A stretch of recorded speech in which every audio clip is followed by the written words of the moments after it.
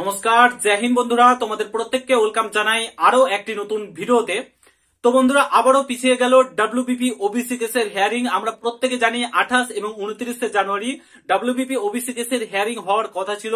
আর তোমাদের এক্সাম কোনো কিছু হচ্ছে না, বইটই গুটিয়ে দাও, বাইরে কাজ করতে চলে যাও। আর আমি তোমাদেরকে ডিমোটিভেট করছি না, বাট এটাই সত্য।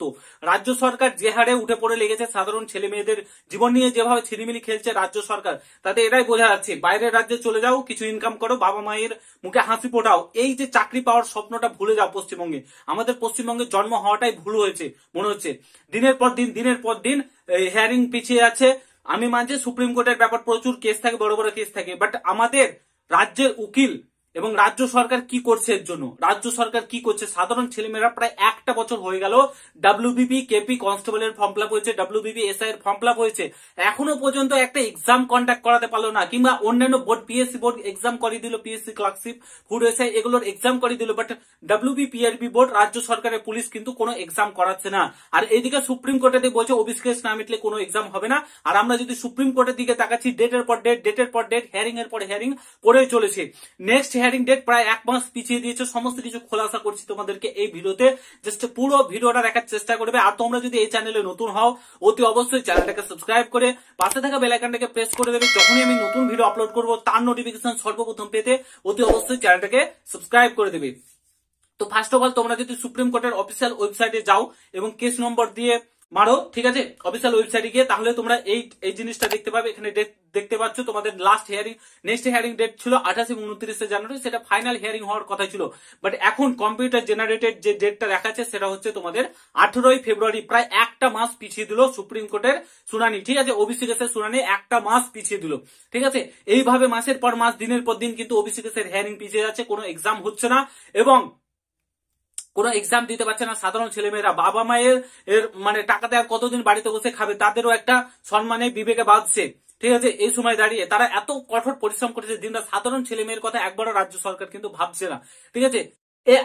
এত জিনিসগুলো হতোই না, ঝুট ঝামেলা এত কিছু হতো না। কেন এইভাবে ওবিসি যাকে তাকে ওবিসি দিয়ে দেওয়া হয়েছে? কোন রকম মানে না করে, বিচার বিবেচনা না করে, কোন রকম সার্ভে না করে, কোনো কিছু না করে কেন তাদেরকে ওবিসি কেস দিয়ে দেওয়া হয়েছে, ওবিসি সার্টিফিকেট প্রদান করা হয়েছে, ঠিক আছে। কেন তাদেরকে ওবিসি সার্টিফিকেট প্রদান করা হয়েছে? কোন রকম হিয়ারিং কিংবা কোনো কিছু না করেই ওবিসি দিয়ে দেওয়া হয়েছে, ওবিসি সার্টিফিকেট। তার জন্য আজকের এই দিনটা সাধারণ ছেলে মেয়েকে ভুক্তভোগী হতে হচ্ছে। তারা দিনের পর দিন বাড়িতে বসে আছে, পড়াশোনা করছে, কঠোর পরিশ্রম করছে, যে এটা ভেবে যে বাবা মায়ের মুখে হাসি ফোটাবে, বাবা মায়ের স্বপ্ন পূরণ করবে একটা সরকারি চাকরি পেয়ে। কিন্তু রাজ্য সরকার কি করছে?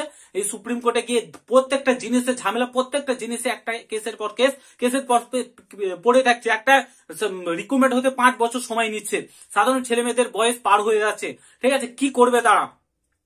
না আছে পশ্চিমবঙ্গে কোনো ইন্ডাস্ট্রি, না কোনো কলকারখানা, কিচ্ছু নেই, ঠিক আছে। একটা সরকারি চাকরির দিকে তাকিয়ে আছে, পুলিশের চাকরির দিকে তাকিয়ে আছে, তো পুলিশের চাকরিও বন্ধ করে দিল এই রাজ্য সরকার, ঠিক আছে। এইভাবেই চলছে।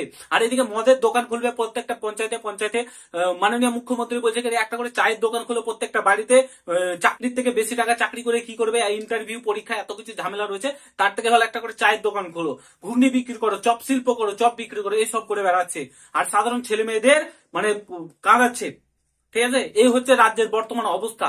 এইভাবে আর কতদিন চলবে? জাগো পশ্চিমবঙ্গবাসী। এই মা বোনেদের ভিডিওটা দেখাও। 1000 টাকায় লক্ষ্মী ভান্ডার নিয়ে কোনো কিছু হয় না। লক্ষ্মী ভান্ডার দিচ্ছে তোমার ছেলে মেয়ের জীবনটাকে নষ্ট করার জন্য, আর কিছুই না। এটা একবার ভাবনা চিন্তা করে দেখো। যাই হোক, ভিডিওটা এখানে সমাপ্ত হচ্ছে, আশা করছি বুঝতে পেরেছো।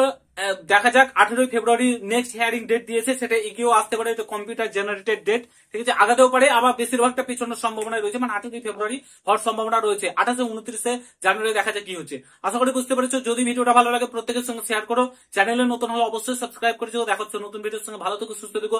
গুড বাই, জয় হিন্দ, বন্দে মাতরম।